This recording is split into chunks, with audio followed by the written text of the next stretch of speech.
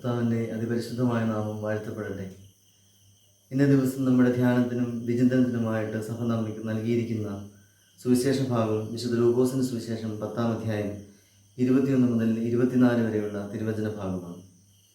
ലൂക്കോസിൻ്റെ സുവിശേഷം 10-ാമത്തെ അധ്യായം ആരും മറന്നുപോകാൻ സാധ്യതയില്ല. കാരണം നമ്മുടെ കർത്താവ് നമ്മോട് അരുളി ചെയ്യുന്ന നല്ല സമറിയാക്കാരൻ്റെ ഉപമ 10-ാമത്തെ അധ്യായത്തിലാണ്. ഇത് തുടങ്ങുന്നത് തന്നെ 72 പേരെ തിരഞ്ഞെടുത്തുകൊണ്ട് കർത്താവ് തൻ്റെ ദൗത്യം നിറവേറ്റുന്നതിന് വേണ്ടി അയക്കുന്നതോടുകൂടിയാണ് 10-ാമത്തെ അധ്യായം തുടങ്ങുന്നത്. അതിനുശേഷം അവർ തിരിച്ചെത്തുന്നുണ്ട്. 72 പേര് തിരിച്ചെത്തുമ്പോഴാണ് കർത്താവ് അവരോടായി പറയുന്നുണ്ട്, നിങ്ങളുടെ പേരുകൾ സ്വർഗത്തിൽ എഴുതപ്പെട്ടിരിക്കുന്നു. അതിനുശേഷമാണ് കർത്താവ് ആത്മാവിൽ ആനന്ദിക്കുന്ന ഇന്നത്തെ സുവിശേഷ ഭാഗം സുവിശേഷകൻ എഴുതി ചേർത്തിരിക്കുന്നത്. മത്തായിയുടെ സുവിശേഷം 11-ാം അധ്യായം 25 മുതൽ 27 വാക്യങ്ങളിൽ ഇതേ സംഭവം തന്നെ ആവർത്തിക്കുന്നുണ്ട്. അതിൻ്റെ അർത്ഥം, അന്ന് സുവിശേഷം രചിക്കപ്പെടുന്ന കാലഘട്ടത്തിൽ ഒന്നുകിൽ വായ്മൊഴിയായിട്ടോ അല്ലെങ്കിൽ ലിഖിത രൂപത്തിലോ ഈ സുവിശേഷ ഭാഗം ഉണ്ടായിരുന്നു. ഈ സംഭവം മറ്റുള്ളവർ പറഞ്ഞ് കേട്ടിരുന്നു എന്നുള്ളതാണ്. അപ്പോൾ കർത്താവ് ആത്മാവിൽ ആനന്ദിച്ചുകൊണ്ട് പിതാവിൻ്റെ ഒരു സാക്ഷ്യമാണ് കർത്താവ് നൽകുന്നത്. യേശുതമ്പുരാൻ പറയുകയാണ്, ആകാശത്തിൻ്റെയും ഭൂമിയുടെയും നാഥനായ ദൈവമേ, കർത്താവെ, അവിടുന്ന് ബുദ്ധിമാന്മാരിൽ നിന്നും ജ്ഞാനികളിൽ നിന്നും ദൈവരാജ്യത്തിൻ്റെ രഹസ്യങ്ങൾ മറച്ചുവെച്ച് ശിശുക്കൾക്ക് വെളിപ്പെടുത്തി കൊടുത്തു എന്നാണ്. ബുദ്ധിമാന്മാരിൽ നിന്നും ജ്ഞാനികളിൽ നിന്നും സ്വർഗരാജ്യത്തിൻ്റെ രഹസ്യങ്ങൾ വെളിപ്പെട്ട് കിട്ടുവാൻ ഇടയായത് കുഞ്ഞുങ്ങൾക്കാണ് എന്ന് വചനം നമ്മെ ഓർമ്മിപ്പിക്കുന്നു. നമുക്കറിയാം, കുഞ്ഞുങ്ങളെ സംബന്ധിച്ചിടത്തോളം അവരുടെ നിഷ്കളങ്കതയാണ് ഏറ്റവും പ്രധാനപ്പെട്ട പുണ്യം എന്ന് പറയുന്നത്. അവരുടെ ജ്ഞാനത്തെ പറ്റിയോ അവർ മനസ്സിലാക്കുന്നതിനെ പറ്റിയൊക്കെ ചിന്തിക്കുമ്പോൾ നമ്മളെപ്പോലെ മുതിർന്നവരെ പോലെയൊന്നും മനസ്സിലാക്കുവാനുള്ള കഴിവൊന്നും അവർക്കില്ല, കുഞ്ഞുകുട്ടികൾക്ക്. പിന്നെ കർത്താവ് ആഗ്രഹിക്കുന്നത് അവർ നിഷ്കളങ്കത മാത്രമാണ്. അങ്ങനെയുള്ളവർക്കാണ് ദൈവരാജ്യത്തിൻ്റെ രഹസ്യങ്ങൾ വെളിപ്പെടുത്തുക എന്ന സുവിശേഷ ഭാഗം ഓർമ്മിപ്പിക്കുന്നത്. അപ്പോൾ സർവ്വത്തിൻ്റെ നാഥനായ ദൈവത്തിൻ്റെ കരവേലകളായ സൃഷ്ടികളുടെ മേൽ, പ്രത്യേകിച്ച് മനുഷ്യരുടെ ഹൃദയങ്ങളിലേക്ക് ദൈവത്തിൻ്റെ വെളിപ്പെടുത്തലുകൾ കടന്നു വരുമ്പോൾ അതിനുള്ള മാനദണ്ഡം ഇവിടെ അവതരിപ്പിക്കുന്നത് മനസ്സിൻ്റെ നിഷ്കളങ്കതയാണ്. ആ നിഷ്കളങ്കതയുള്ളവരായി തീർന്നു കഴിയുമ്പോൾ നമുക്ക് കർത്താവിൻ്റെ വെളിപാടുകൾ വചനത്തിലൂടെ ലഭിക്കുന്നതിന് സാധ്യമാകും എന്നാണ് സുവിശേഷകൻ നമ്മെ ഓർമ്മിപ്പിക്കുന്നത്. അങ്ങനെ അതിനുശേഷം പിതാവും പുത്രനും അവരുടെ അസ്തിത്വത്തെപ്പറ്റി കർത്താവ് പറയുകയാണ്. പിതാവിനെ പറ്റി ശരിക്കും അറിയാൻ പറ്റുന്നത് പുത്രന് മാത്രമാണ്, പുത്രനെ പറ്റി അറിയാൻ പറ്റുന്നത് പിതാവിന് മാത്രമാണ്. എല്ലാ കാര്യങ്ങളും പിതാവ് പുത്രനെ ഏൽപ്പിച്ചിരിക്കുന്നു. പുത്രൻ ആരെന്ന് പിതാവല്ലാതെ ആരും ഗ്രഹിക്കുന്നില്ല. പിതാവ് ആരെന്ന് പുത്രനും അതേപോലെ തന്നെ പുത്രൻ ആർക്ക് വെളിപ്പെടുത്തുന്നുവോ അവർക്ക് മാത്രമേ പിതാവ് ആരാണെന്ന് ഗ്രഹിക്കുവാൻ സാധിക്കുകയുള്ളൂ. അപ്പോൾ അങ്ങനെ മനസ്സ് ശുദ്ധമാക്കുന്നവർക്ക് കർത്താവ് തന്നെ വെളിപ്പെടുത്തുന്നു എന്നുള്ള മനോഹരമായ സന്ദേശമാണ് സുവിശേഷം നമ്മുടെ ഇടയിൽ പങ്കുവയ്ക്കുന്നത്.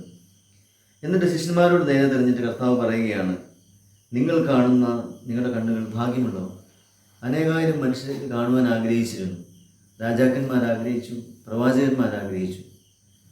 അതിൻ്റെ അടിസ്ഥാനം പഴയ നിയമകാലത്ത് ഇസ്രായേലിൽ നിറഞ്ഞു നിന്നിരുന്ന ഒരു ബോധം എന്ന് പറയുന്നതിനെ പറ്റി ആണ്. അവർ ആഗ്രഹിച്ചിരുന്നു, ഓരോരുത്തരും, ന്യായാധിപന്മാരോ പ്രവാചകന്മാരും രാജാക്കന്മാരും ഒക്കെ ആഗ്രഹിച്ചിരുന്നു ഇസ്രായേലിൻ്റെ രക്ഷ എപ്രകാരമാണ് കടന്നു വരുന്നതിനെ പറ്റി ചിന്തിക്കുന്നത്. പുത്രനമ്പുരാൻ്റെ വരവ്, രക്ഷ എപ്രകാരമാണ് ഫലമണിയുന്നത്.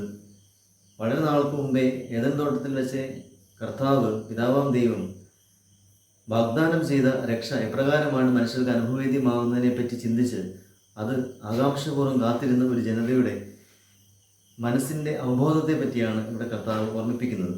അനേകം രാജാക്കന്മാരും പ്രവാചകന്മാരും നിങ്ങൾ കാണുന്നവ കാണുവാൻ ആഗ്രഹിച്ചു.